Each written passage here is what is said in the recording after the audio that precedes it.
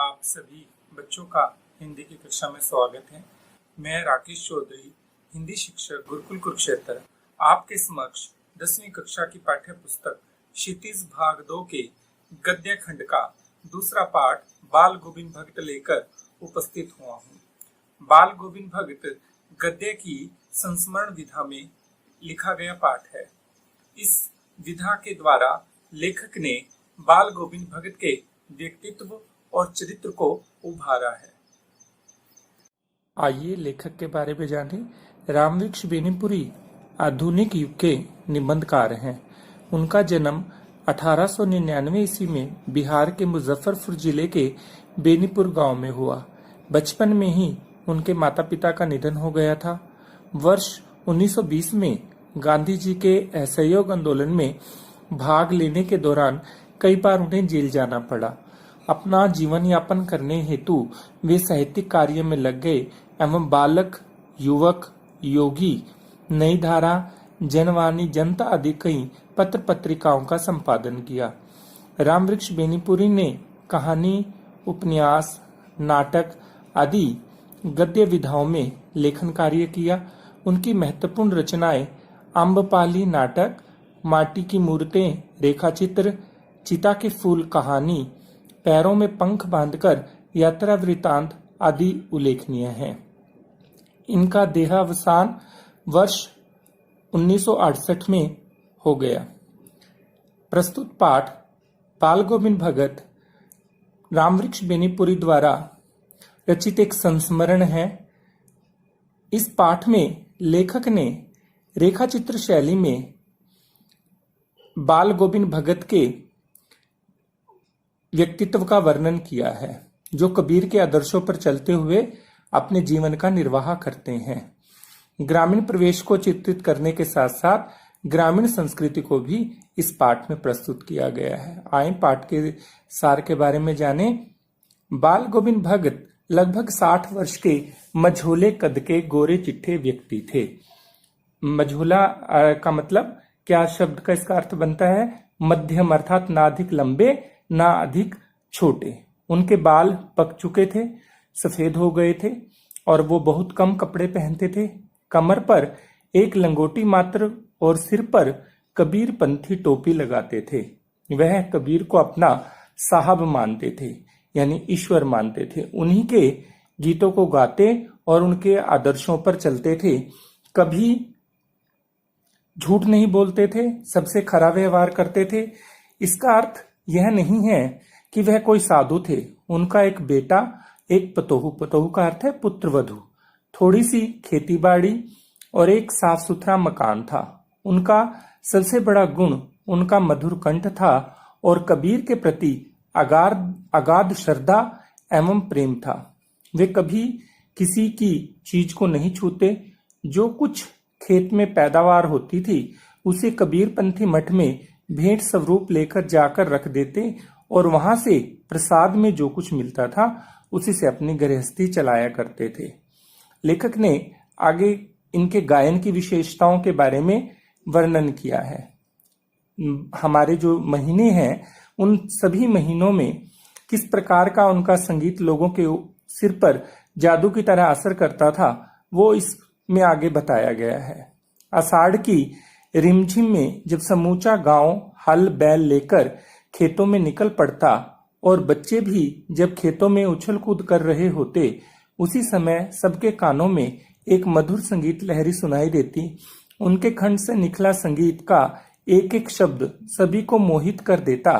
तब पता चलता है कि बाल गोविंद भक्त कीचड़ में लिथड़े हुए अपने खेतों में धान के पौधों की रोपनी कर रहे हैं। काम और संगीत की ऐसी संयुक्त साधना मिलनी बहुत मुश्किल होती है। भादों की महीने की आधी रात में मेंढकों द्वारा दादुर मेंढकों की टटर से भी ऊपर बाल गोविंद भगत का संगीत सुनाई पड़ता है। जब सारा संसार निस्तब्धता में सोया होता है तब बाल गोविंद भगत का संगीत सभी को जगा देता है। आगे लेखक ने कार्तिक मास में किस प्रकार का प्रभाव रहता है बाल गोविंद भगत का, अक्टूबर नवंबर का जो हमारा महीना रहता है, कार्तिक में बाल गोविंद भगत की प्रभातियां क्या होती हैं? प्रातः काल में गाया जाने वाला गीत। प्रातः काल में आरंभ हो जाती थी और माघ में जब बहुत दांत कटकटाने वाली सर्दी पड़ती है तो उस सर्दी में भोर में यानी बहुत सुबह उठकर उनकी अंगुलियां, खंजड़ी यानी ढफली का ही एक ढंग होता है, आकार में थोड़ा छोटा है और एक प्रकार का वाद्य यंत्र है, पर वो अपनी उंगलियां चलानी आरंभ कर देते थे और गाते गाते वह इतने जोश में आ जाते थे कि उनके मस्तक पर परिश्रम की बूंदें जो थी, श्रम बिंदु जो थे, वो चमकते पड़ते थे। गर्मियों की उमस भरी शाम में मित्र मंडली के साथ बैठकर संगीत में इस प्रकार लीन हो जाते थे कि उनका तन मन पर हावी हो जाता था, अर्थात वे सब गाना गाते गाते नृत्य भी करने लगते थे। सुख सुविधाओं से ऊपर बाल गोविंद भगत के चरित्र का यहाँ पर आगे लेखक ने वर्णन किया है। बाल गोविंद भगत की संगीत साधना का चरम उत्कर्ष यानी अंतिम जो बिंदु है, छोर उसको कहते हैं, उस दिन देखने को मिला जब लोगों को यह पता चला कि उनका पुत्र बीमारी के बाद चल बसा। लोग जब उनके घर पहुंचे तो देखा कि भगत ने मृत पुत्र को चटाई पर लिटाकर एक सफेद कपड़े से ढक रखा है तथा उस पर कुछ फूल और तुलसी के पत्ते बिखेर दिए हैं। उसके सिरहाने के एक और चिराग जलाकर आसन जमाए हुए गीत गाते जा रहे हैं। पुतोहू अर्थात जो पुत्र वधू थी उनकी को भी रोना भूलकर उत्सव मनाने को कहते हैं, क्योंकि आत्मा परमात्मा के पास चली गई है, जिसका शोक मनाना उनकी दृष्टि में व्यर्थ है। बाल गोविंद भगत ने समाज सुधार का कार्य कहीं और से नहीं अपितु अपने घर से किया। वो एक समाज सुधारक के रूप में भी इस पाठ में हमारे समक्ष प्रस्तुत होते हैं। तो बाल गोविंद भगत कोई समाज सुधारक तो नहीं थे, किंतु अपने घर में उन्होंने समाज सुधार को जैसे कार्य किए। अपनी पुत्र वधू से अपने पुत्र की चिता को आग दिलवाई। स्त्रियों को ये कार्य वर्जित रहता था। श्राद्ध की अवधि पूरी होने पर पतोहू के भाई को बुलाकर उसके साथ भेजते हुए ये कहा कि इसका पुनर्विवाह कर दिया जाए, अर्थात वो विधवा विवाह के पक्षधर थे। अभी यह जवान है और पतोहू के मायके न जाने की जिद करने पर यह कहकर कि मेरे जाने के बाद आपके खाने पीने का क्या होगा, किंतु वे अपने निर्णय पर अटल रहे। तो बाल गोविंद भगत क्या जिस प्रकार का व्यक्तित्व था, तो उसी अंतिम समय में भी उनके अनुरूप ही शांत तरीके से उनकी मृत्यु हुई।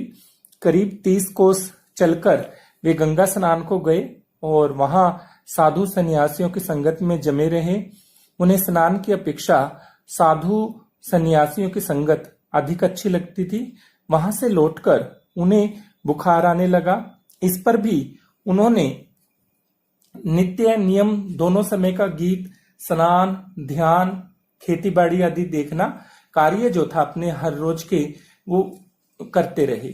लोगों ने नियमों में ढील देने को कहा तो हंसकर टालते हुए शाम को भी वो गीत गाते रहे, और किंतु उस दिन उनके गीतों में वह बात नहीं थी जो उनकी पहले हुआ करती थी।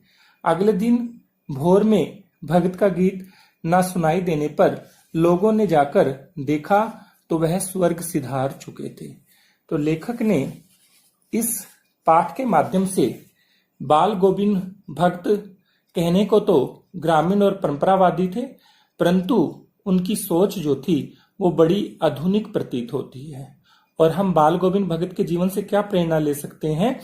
बाल गोविंद भगत के जीवन से हमें वास्तविक अर्थों में उपयोगी जीवन की परंपराओं को ग्रहण करना और रूढ़िवादी परंपराओं को तोड़ने का हमें सीख मिलती है, जो हमारे लिए अनुपयोगी है।